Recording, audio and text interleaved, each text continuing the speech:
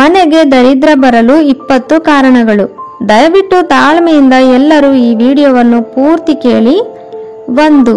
ಸ್ನಾನ ಮಾಡದೆ ಊಟ ಮಾಡಬಾರದು, ಏಕೆಂದರೆ ಅನ್ನವು ದೇವರಿಗೆ ಸಮಾನ. 2.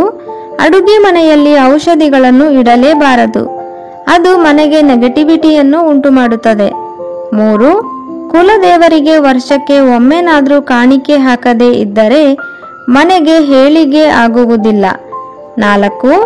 ಸಾಧ್ಯವಾದಷ್ಟು ದೇವರಿಗೆ ಮನೆಯ ಹೂವುಗಳನ್ನೇ ಅರ್ಪಿಸಲು ಪ್ರಯತ್ನಿಸಿ. 5. ನಿಂತ ಗಡಿಯಾರವು ಅಶುಭ ಲಕ್ಷಣ, ಅದನ್ನು ಕೂಡಲೇ ಸರಿಪಡಿಸುವುದು ಉತ್ತಮ. 6.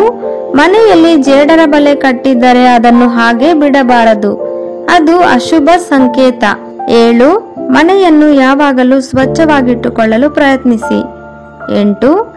ಬಾತ್ರೂಮ್ ಬಾಗಿಲನ್ನು ಸದಾ ತೆಗೆದು ಇಡುವುದು ಮಾಡಲೇಬಾರದು, ಅದು ಮನೆಯಲ್ಲಿ ನೆಗೆಟಿವ್ ಎನರ್ಜಿಯನ್ನು ಉಂಟು ಮಾಡುತ್ತದೆ. 9. ಮನೆಯ ಹೆಣ್ಣು ಮಕ್ಕಳು ಮಂಗಳವಾರ ಮತ್ತು ಶುಕ್ರವಾರ ಯಾವುದೇ ಕಾರಣಕ್ಕೂ ಕಣ್ಣೀರನ್ನು ಹಾಕಬಾರದು. ಸಾಧ್ಯವಾದಷ್ಟು ಮನೆಯ ಹೆಣ್ಣು ಮಕ್ಕಳು ಸಂತೋಷವಾಗಿ ನಗುಮುಖವನ್ನು ಹೊಂದಿರಬೇಕು. 10. ಪ್ರತಿದಿನ ತಪ್ಪದೆ ದೇವರಿಗೆ ದೀಪ ಹಚ್ಚುವುದನ್ನು ಮರೆಯಬಾರದು. 11.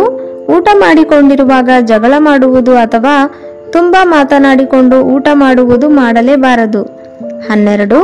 ಮನೆಯಲ್ಲಿ ಬೇಕಾದಷ್ಟು ಮಾತ್ರ ಅಡುಗೆ ಮಾಡದೆ ಹೆಚ್ಚು ಮಾಡಿ ಬಿಸಾಡುವುದು ಮಾಡಲೇಬಾರದು.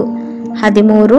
ಸಂಜೆ ಹೊತ್ತು ಉಪ್ಪು, ಹುಣಸೆ ಹಣ್ಣು, ಮೊಸರನ್ನು ಯಾರಿಗೂ ಸಾಲ ಕೊಡಬಾರದು. 14. ಕಾವಲಿಗೆಯನ್ನು ಬೋರಲ ಹಾಕುವುದು, ಕಸಪೊರಕೆಯನ್ನು ತುಳಿಯುವುದು ಮಾಡಲೇಬಾರದು. 15.